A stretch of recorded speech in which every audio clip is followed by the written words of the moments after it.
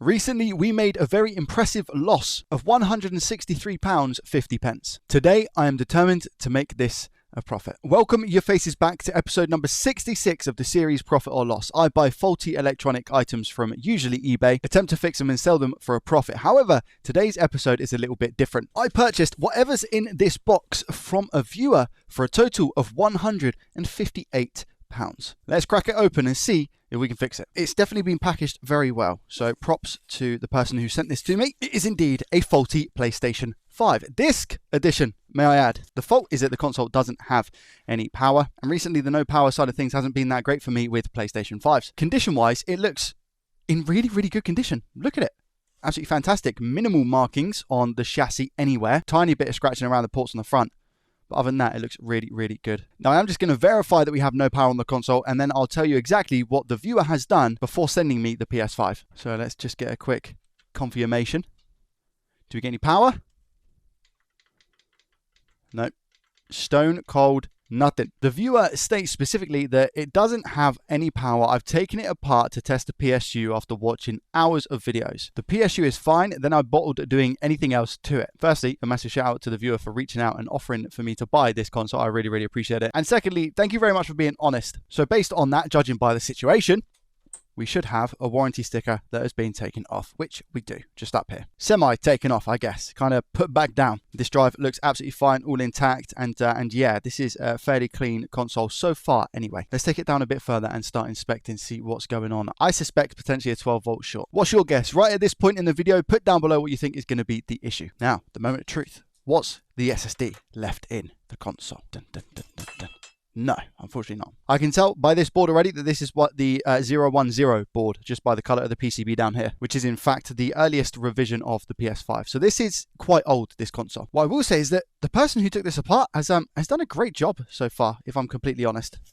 Everything is really tidy. No screws missing or anything like that. So props to them. Right, let's take this off together and see if we can notice anything straight away. Just inspecting over the board with the naked eye. I can't really see anything, any burn marks, any big explosions or anything along those lines. The person that I bought this from did say that they've checked the power supply and it seems to be outputting 12 volts. So if we do put the meter in continuity mode, so you should be able to see the multimeter up here in the top right hand side of your screen. We get the beep. Do we get a short here on the 12 volt line? No, we don't. All right, so there is no short here. Do we get a short on the 5? No. What about the 3.3? No, it doesn't seem like it. Okay. So I wonder then, let's actually plug power into this, change this to DC voltage, and see what the situation is. Do we get 12 volts just here? We do. Okay, so it's not a 12 volt short, so I was incorrect. And again, we get the 5 volts there, as you can see at the top right hand of your screen now. Do we get the 3.3? Oh, wait a minute. Are we missing the 3.3 right now? I think we are. I think we're missing the 3.3 rail. We should be getting 3.3 at this location here, but we don't. Again, we get the 5 there. I'm just prodding in a few other places just to see. That's going to be 12 again, isn't it, down here, I think. Yeah, that is 12. Well, on the fuse, what do we get on the fuse? 5 volts. 3.3, maybe the Wi-Fi IC or something along those lines. All right, let's continue taking this out. It looks like for the first time in a while, we're probably going to have to chase this around for a short, and I love that. So I'm super excited. I know it sounds weird, but I am. I'm excited. 010 first revision because, as you can see, look, we got this massive bit of grey tack is what I'm going to call it. Because I'm going to be prodding around the board. I do want to make sure that I clean up the liquid metal that we have here. I don't need any more of this stuff on my desk. That is for sure. Somebody asked me on a stream yesterday, Joey, is liquid metal expensive? To initially buy, yes it is. But I've had this same tube for over a year because you can constantly reuse the liquid metal that you gather from random PS5s. And over time, it does just build up under the microscope. Now, I'm pretty sure all of the fuses are going to be 5 volts. However, I do just want to check and make sure that they are all continuous. They all have a continuous path going through them. So that was F7002. We're going to flip the board over to confirm now. And again, we got F7001 in the top left, which is right next to the HDMI circuit. Again, I believe this is 5 volts. And I think our short is on the 3.3 line, but that's fine. That fuse. There's no harm in checking just to make sure. F7502. Don't know if I checked this one. Maybe I did. Yeah, all good. And then we come to the bottom left-hand side of the board. We've got F3501. I choose you. Scooby-Dooby-Doo. What do we have? Okay, yeah, no, all good. F7501, just hiding down here in the corner. I think this is the 12 volt rail, but again, could be wrong. Okay, yeah, they're all good. All our fuses seem to check out absolutely fine. So now I have to actually just probe around the board in continuity mode to see what the situation is. I usually like to start around this component here, which links to the SSD controller, and sometimes this can be, we're looking for around about 50 to 60 ohms here. Yeah, 80, that's fine. What do we have here? That's also fine. Any shorts on any of these caps? Nope. No, we all look okay. All right, so that's fine. There's probably a quicker way to be able to do this, but again, I like the troubleshooting side of things. We'll just move up to this little area here. Okay. Well, that was a lot quicker than I thought. We have a short here on this rail.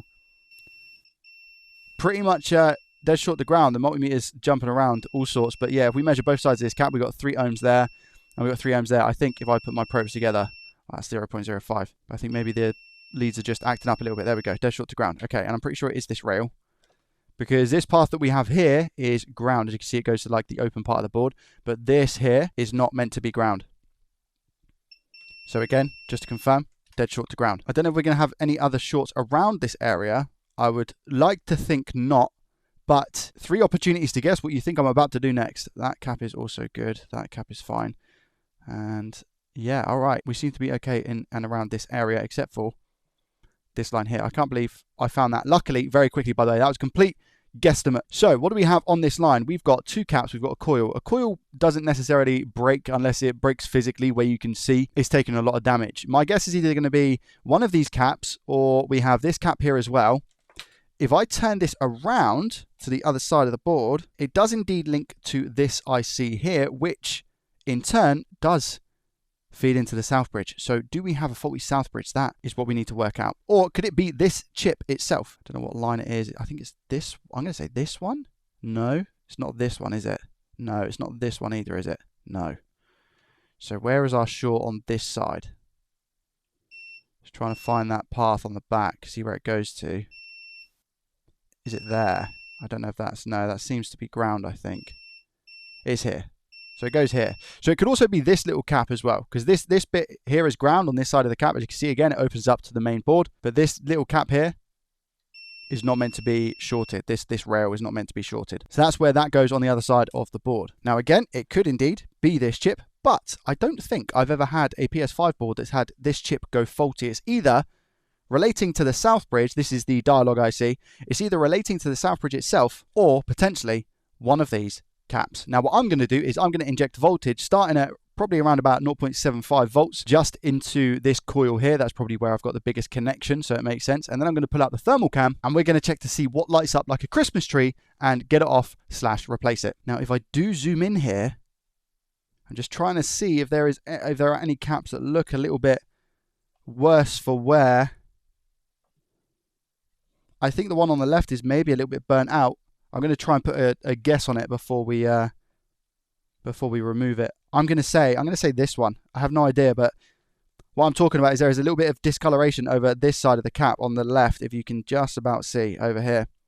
So I don't know if maybe that's created some excess heat. So I'm going to say this cap, but I could be wrong. And it might be a south bridge replacement. Okay, I have our handy little thermal camera. I'm just about to inject the voltage on the coil that we said here. Ooh, what's that? Getting hot. Okay, well, let me zoom in. Again, this is 0.75 volts. Ah, wait, that's the actual coil itself. That's where I'm injecting. Let me inject on here. Again, the area where I'm injecting is getting hot. That's so strange. Okay, let me inject here. Why is the area where I'm injecting getting hot? That's super weird. We don't have any components, as we can see, lighting up. Anything other than that getting hot? Where's that? There's an area here which is getting hot. This is very strange. That's me injecting into the coil, and again, the coil itself is getting warm, but that's not going to be the fault here. If I inject next to it on the pad, so we're drawing 1.8 amps, and there is this getting hot on the board. Let's turn it over and inject on the other side. So we said it was, I'm pretty sure, a single little cap just here. Yeah, there it is, 1.8. Anything getting warm? Oh, what are you? Where are you? Is the question. Oh, we have a cap here. This one. Oof, okay. Let me show you under the scope. Now, if I'm honest with you, I don't have a good feeling about this. It seems to be, apparently, this cap here is our culprit. So again, in continuity mode, if I measure this cap, do we have a short? Yeah, we do. So apparently this is what is causing our issue. And just to confirm our findings, look, if I put a drop of isopropyl alcohol and inject. Whoa, you can see the smoke. You see that? Woof. Ready? Oh my gosh. Okay, that's getting ridiculously hot. But I thought on the actual thermal cam itself, it was only pushing like 35 degrees. Maybe I was completely wrong. Or maybe I was looking at it from the back of the board. I don't know. Regardless, this little component here is supposedly our culprit.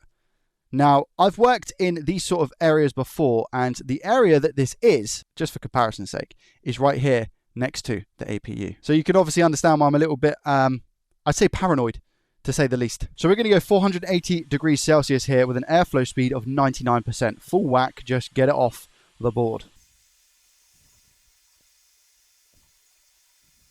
Just like that. Sounds silly and very premature to be doing this, but let's just get a drab of leaded here and a drab of leaded there. Just in case we do need to put a cap there and wipe up any goo that we might have. So meter in continuity mode. Do we have a short here? No. Short be gone. So that cap was definitely smoking. And if we go over here, which is where we had the short as well. Just here. Nope, short gone. And if we flip the board around, which is where we originally found our short, which was here on this rail. What's the situation?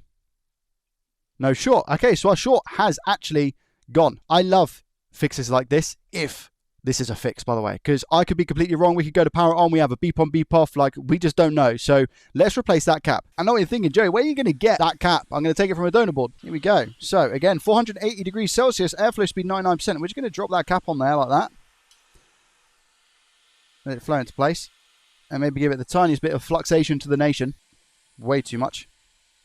Drop that air to about 40% so we don't fly the flux all over the board.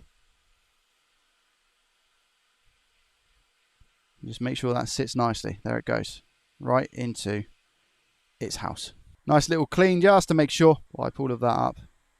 And it's like nothing ever happened, right? So again, a quick confirmation to the nation. Just to make sure now that we've got that cap on. Is there a short? No, there's not. No short. Let's put it back together. I'm not counting my turkeys or whatever the saying is just yet. Let's see if we at least get some power with this console. Now, I know what you must be thinking here. Joey, why on earth have you put this all back together when you haven't even tested it? I do it for the content. If I have to take this apart because for some reason it's beep on, beep off, or still doesn't even power on at all, content. Pain, but content. As you can see, I've not put a warranty sticker on just yet. And yes, I'm going to go full hog. Have I really messed up, or have we got what I like to call a golden buzzer in this industry? A nice straightforward 2 pence capacitor replaced. Don't hear a crackle, but I'm not going to rule myself out just yet. Let's put that in HDMI. 3, 2, 1. Yeah, I hear a beep. Yes, come on. We get the blue light. Please stay on, blue light. Please stay on. It done the thing where it said it wasn't turned off properly to begin with. So it went to white light, then back to blue light, and then it's gone back to white light. As you can see from this lovely camera angle just here. Do we have a disc?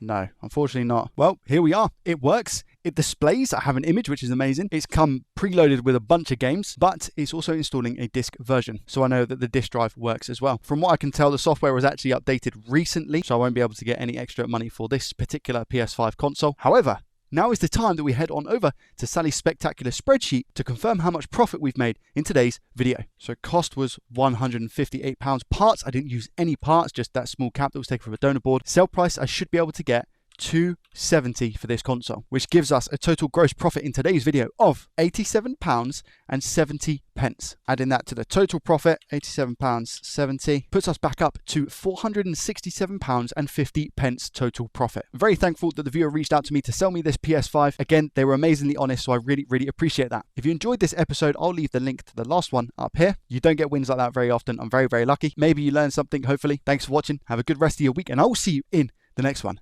Peace. Let's go.